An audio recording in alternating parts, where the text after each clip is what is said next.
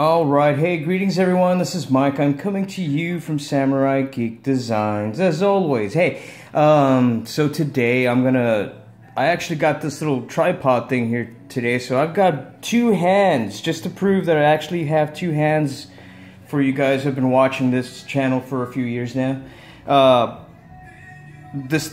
camera's on a little tripod right now, and I'm going to try to give y'all a little bit of a tutorial on what I do. This is going to be a little... I've talked about this before, and a lot of you guys took me way too serious when I said that you could use spit to remove the wash, you know, but that's not the case. I mean, yes, I got a lot of guys who are like, yeah, that's not very sanitary, is it? Yeah, well, you know, I was kidding. But what I've done in the last couple of years is I've really worked on putting a lot less work into these things, and that just means streamlining my technique a little bit and using some of the supplies that are actually available to me out there, instead of just mixing my own stuff all the time and trying to be a do-it-yourself kind of guy. And you know, the stuff works pretty well. You know, I guess that's why it's on the market, and I'm shaking it up right now. So if I get winded right now, you know why. But so what I've been using now, and I'm terrible with labels. I'm trying to clean some of it off. What I've narrowed my technique, and I've got Chicago going on in the background. So sorry guys, I don't do the hard rock when I'm working. So what I've narrowed my work down to is I've been using the Tamiya panel line accent colors, and these are primarily just oil washes that are just pre-mixed for you, and they work really well. But the colors that we're going to be using today are black. We're going to be using some gray today, and last but not least, excuse me, next to my metaphors, but brown as well. So I'm just going to show you this area right here, because I have some decals to lay down right here, but we're not going to go that far today. And we're already at 2 minutes, so I got to get going on this thing. So this is the Fine Molds 1/72 scale Millennium Falcon that Revell threw out again a couple of years ago, and I don't know if you guys have had the same issue, but these decals are for the birds. I mean, they have some scratches and some dings on there, but none of them fit correctly. I don't know if you could see this area right here where the decal just didn't fit at all, and this area right here too. It's like that all over the place. I actually had to repaint some parts to match, but anyway, you got to remember that we can paint, right? So anyway guys, let me get this started, and the first shot we're gonna do is it's just a little bit of black. And this stuff, the beauty of this stuff is that it just runs right into all of your cracks, crevices, creases. It gives you all of the lowlights that you're going to need later on. So for something like this, I think you can hear my neighbor next door. We're gonna, ooh, come on, man, what's up with this stuff? There we go. I have my windows open. Sorry, I had to close the window there. You're starting to hear all of my neighbors' business right now. So, anyway, so let me give you all a little explanation on what I'm doing with the gray right now. And primarily, I mean, there's going to be enough black on this in a little bit to give us all of the color that we need. But this gray actually will tone down the power of that black. And if I do this right here, then You see what it's starting to do. And while you want a lot of black on your Millennium Falcon, it can get a little overpowering on some of the models because you have to come back and remove this wash, and I'm going to move around it. But this kind of wets your surface with a lighter shade first, so then when you come back and hit those wet spots again, it just runs a little easier and it's not so strong. Because in a second I'm actually gonna, this is the first step of weathering the Millennium Falcon. The next step would be to do the dry run on the pastels and to get all the necessary streaking that you need on a Millennium Falcon to make it look dirty. But ooh, am I kind of messing up the view here? It's my first time working on camera for you guys, so forgive me. I feel like I should keep some kind of rhetoric going, but at some point I'm gonna get really quiet and just start working on this stuff. But the beauty of the oil washes is, oh, that's the wrong one. Beauty of the oil wash is you can come back to this a little bit later on and still subtract what you don't need on here, because there's a lot of cool detail that can get covered up in these washes if you let it. And this is one of two colors that's going on right now, and you can see that it's already getting pretty dense. But all this wash really does is it adds shadow, it adds lowlights and highlights to the detail that is already present here. But the key for this one, and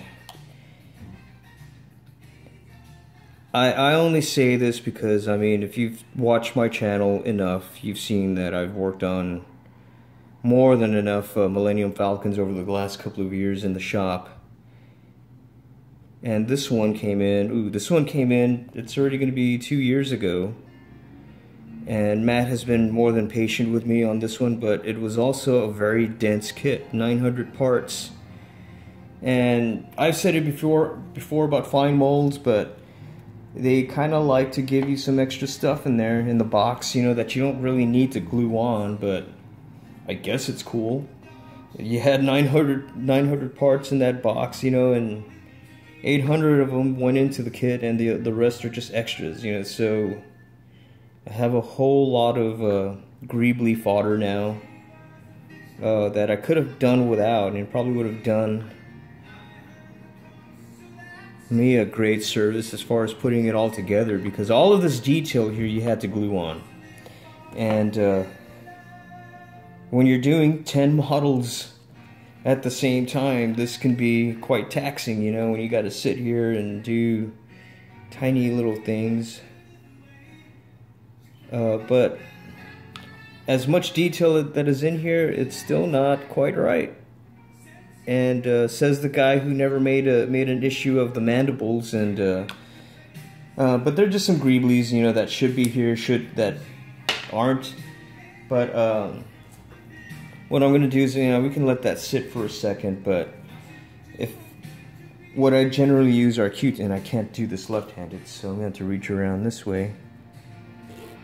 And you can kind of come out here and clean out your edges with a dry Q-tip. And the Tamiya based panel line wash is an oil based product, so you can get away with thinning it out with mineral spirits, and it's probably the best way to do it because it's not that harsh as other, you know, turpentine can, or some, I'm sorry, there are some solvents out there that can do damage to the paint that's underneath already. And it's just because the solvents are just a little too hot. But for the plastic and for the paint, that it kind of takes away from what you've got, and it'll melt your plastic. But anyway, I'm rambling. But what I've just started to do is clean up some of this unnecessary stuff and start some of the streaking.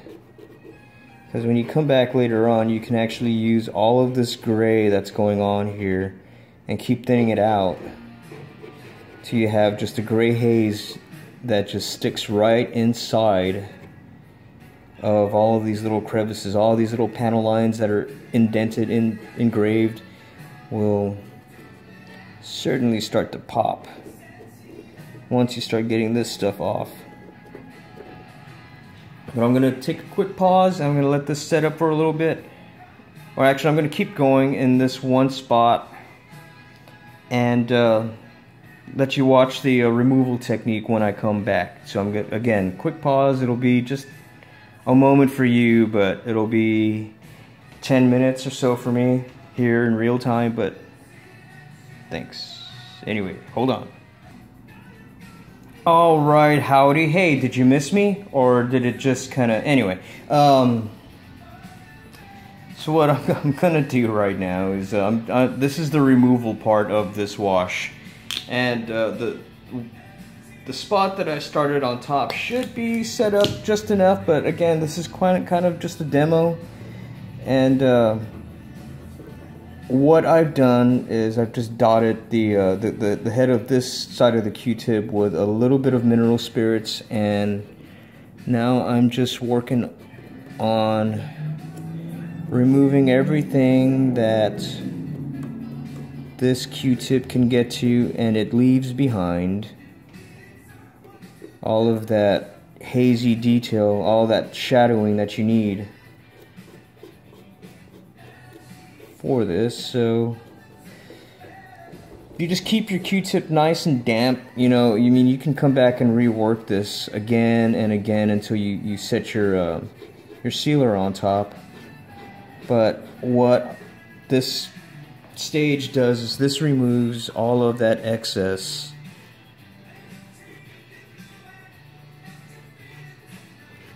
so that you just leave behind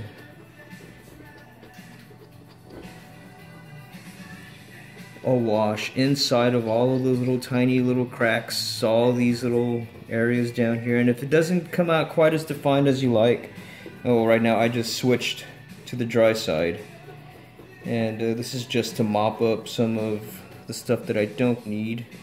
Oops, hit the camera there. And then coming back with the side with the mineral spirits, just to kind of keep working all this stuff off. And right here you can start to see where I start to get streaking effects.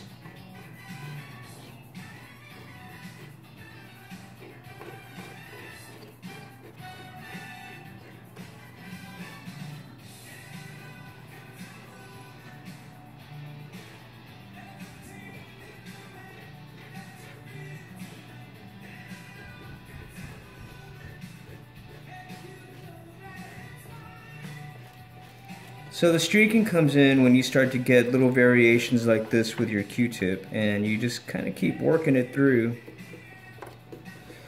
And eventually all of this actually starts to take shape. And I'm going to switch to a clean Q-tip right now just to kind of keep working all of my material off.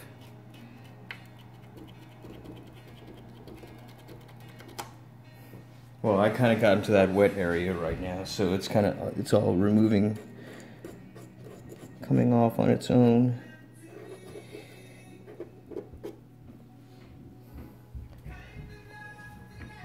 But just adding a couple more drops of mineral spirits to my Q-tip here,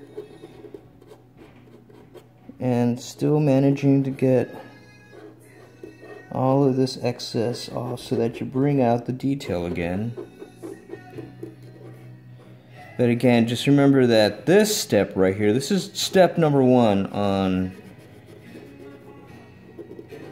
in getting your Millennium Falcon to look as dirty as Han Solo keeps it.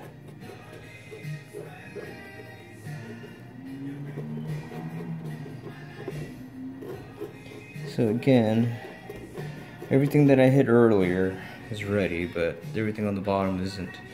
See, this is right here, this is a example of when it sets up. You can get a lot more variation inside of your recesses here, so you want to let your wash kind of set up so it has a little bit of ground or a little gravity here on it when you start to remove it. And you may have to work a little harder in some spots, but it's worth it when it works right. So again, you're just working on removing everything that stands out, and you're creating a little dimension with this wash.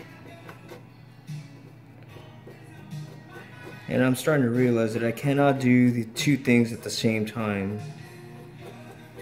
Ooh, there's a cat here that needs to come out. Come on.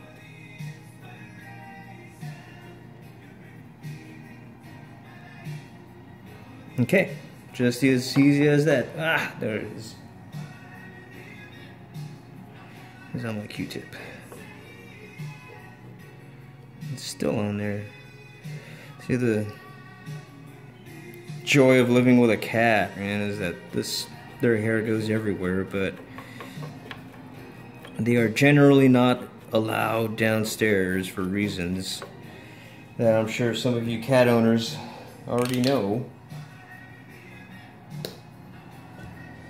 Can't leave any dangling wires around these cats. So okay, now again, this is just a cleaner Q-tip, and still working on removing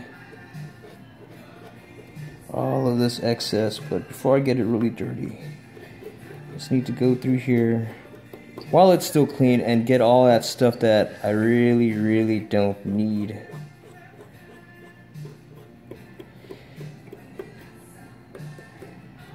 Okay, and one thing that I did not explain is the Millennium Falcon. When you look at the weathering of the Millennium Falcon, if this is normally when you are weathering something round and that is a flying object like this, the streaking would come from front to back.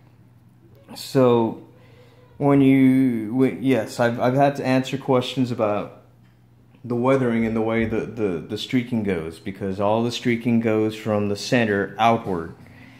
And what you're looking at that's runoff weathering. You know, this is true weathering in the sense that it is brought on by the rain, the dirt that just comes right off of it as it sits there. So yes, a lot of guys are right when they say that the Millennium Falcon, the streak should go from the front to the back. Yes, this thing goes fast, but we're also looking at a really old, well, we're looking at a car that somebody has left out in the sun for years, right, and just doesn't clean. So when you're removing this, you know, you're just leaving all of this grimy dirt behind. Kind of forgot what my point was, but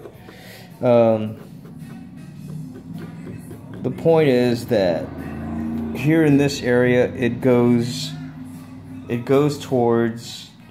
outward, so you're going to follow the natural line of these vents.